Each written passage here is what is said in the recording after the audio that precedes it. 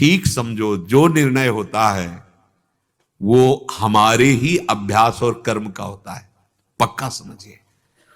कहीं भी कोई विजय प्राप्त करता है, उसका अभ्यास बहुत दृढ़ हो गया है, वो अभ्यास से आगे निकल रहा है।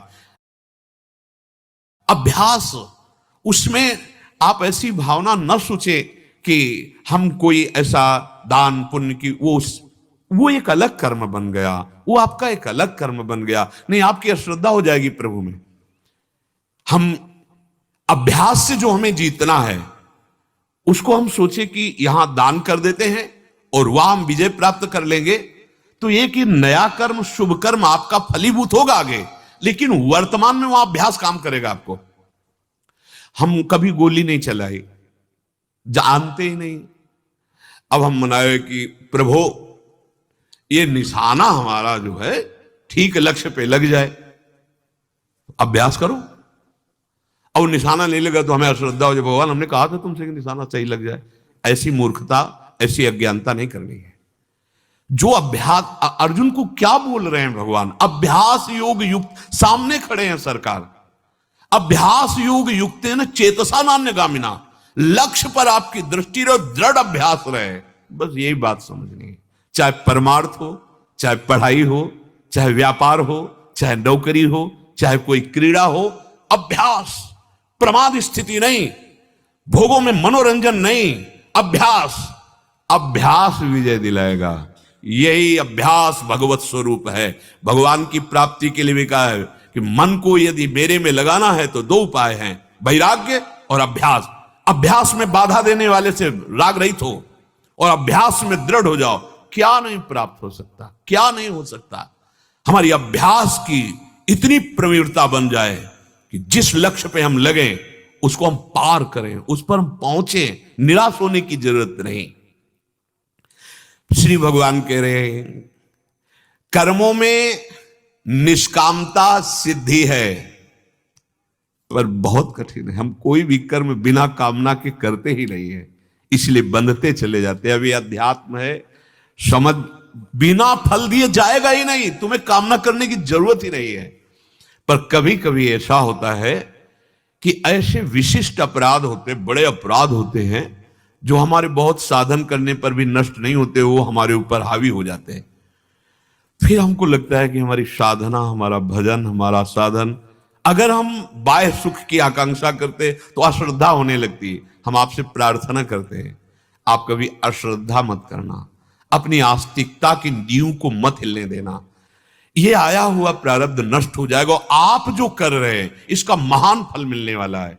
ये तत्कालिक क्रिया का फल नहीं मिलता है, तत्कालिक। अभी कोई हमारा कानून विरुद्ध आचरण बन जाए तो तुरंत थोड़ी फांसी पे चढ़ा दिया जाएगा। उसके लिए बहुत कार्रवाइयां होती हैं, बहुत निर्णय होता है, वो कई कई वर्ष व्यतीत हो जाते हैं, फिर जाके निर्णय मिलता है। आप यही देख लो ना, अगर सबके सामने तुरंत दंड मिले तो बहुत सुधार हो जाए, नहीं हो जाए कि इसने ये किया, देखो ऐसे ऐसे किया गया, तुरंत नहीं होता। ऐसे ही हमसे यदि पापाचरण हो रहे थे, तुरंत उनका फल नहीं मिल रहा। हमसे ऐसे सत्कर्म हो रहे थे, उनका तुरंत नहीं, फसल भी तुरंत नहीं तैयार हो जाती। अरे तुरंत के लिए आपकी चित्त वृत्ति जिस सत मार्ग में लगी है, आप थोड़ा धैर्य धारण करो, थोड़ा विश्वास करो, फल दिए बिना जाएगा ही नहीं। चाहे असत कर्म हो, चाहे सत्कर्म हो, पर अगर तुम फल के हेतु बन जाओगे तो बहुत निराश हो जाओगे, उदास हो जाओगे, हताश हो जाओगे, क्योंकि एक रस संसार नहीं है। कभी सुख, कभी दुख, कभी लाभ, कभी हानि, कभी जय, कभी पराजय।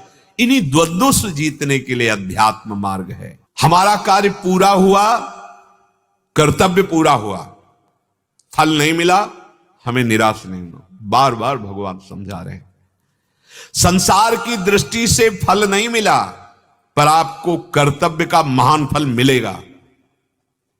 आप विजय को प्राप्त होंगे, निराश नहीं होना।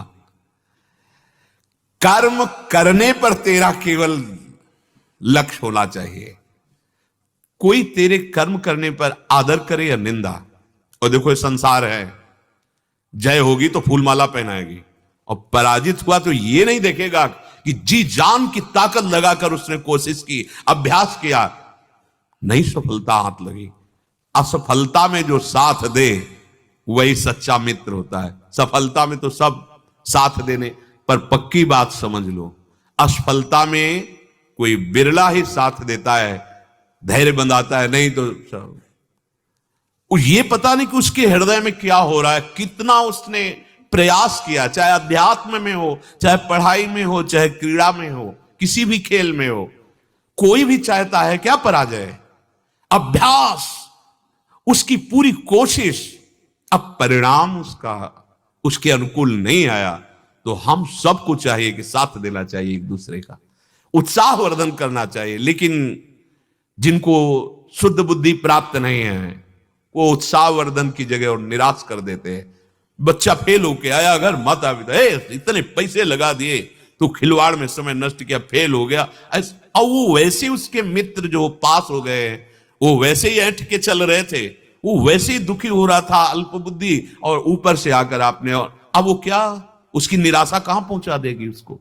ऐसे किसी भी विषय में सबसे प्रार्थना है, कोई भी पराजित हो रहा हो, उठाने की कोशिश करो, उसको उस पराजय के दुख से निकालने की कोशिश करो, उसको सहयोग दो, मानसिक सहयोग दो, वाणी का सहयोग दो, तभी हम वास्तविकता में मित्रता का व्यवहार, तभी हम एक दूसरे को सुख पहुंचा सकते हैं। पर प्राय ऐसा नहीं देखा जाता, असफलता पर सवरे नहीं भाई, कोई नहीं चाहता असफलता। कौन चाहता असफलता?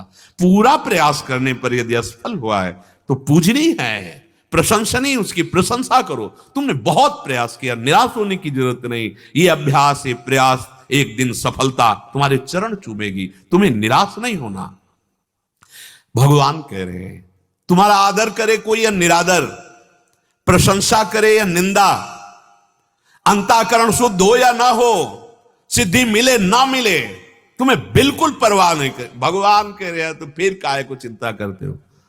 तभी तो शरणागत मस्त रहता, निश्चिंत रहता। महाराज आपकी नाव में बैठ गए, अब आप देखना, पर यहां नाव का परिचय ही नहीं है, इसीलिए हम निराश हो जाते हैं, हताश हो जाते हैं, दुखी सुखी हो जाते हैं। बहुत सुंदर मार्ग है भगवान का आश्रय, निहाल कर देते। सच्ची कहते, भगवान का आश्रय ना हो तो फिर वो दुर्गति होती है, अंतर में होती है। सब सुविधाएं, लेकिन जल रहा हृदय, उसको कैसे शांत करोगे? एसी नहीं शांत कर पाएगी, ठंडा जल नहीं शांत कर पाएगा, विचार शांत करेंगे। और वो विचार बाजार में नहीं मिलते, वो भगवद आश्रय से आते हैं, भगवद आश्रित से। भगवद आश्रित